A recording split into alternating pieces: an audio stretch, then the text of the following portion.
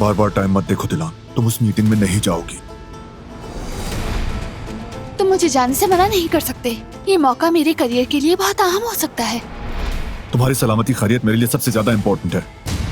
गुल, अब से तुम्हें ये ड्रेस पहनने की जरूरत नहीं पड़ेगी, क्योंकि अब तुम काराबे हो गई हो ना। खूबसूरत ड्रेस लेकर आऊंगा मैं तुम्हारे लिए। मैं दुखी नहीं देख सकता, तुम जानती हो। तुम मेरे लिए बहुत कीमती हो दिलान, मैं तुम्हें खोना नहीं चाहता। लगता है दिलान साहिबा नहीं आएंगी। बहुत अच्छा लगा आपको यहाँ देख के। एक आदमी जो तुम्हारे ठिकाने पर आता है, उसकी तलाश है। मैं इस गाड़ी में बैठे शख्स को पहचानते हो? मुझे ये पूछना था कि उस हमले के बारे में कोई पेशरफ्त हुई? इन्वेस्टिगेशन चल रही है।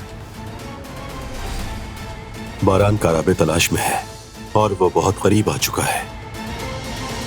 मुझे उसे रोकना होगा। उसका भाई उसका दायां हाथ है, लेकिन उससे भी कीमती एक चीज है दिल, जो उसने दिलान के हवाले कर दिया है। हम उसी पर वार करेंगे।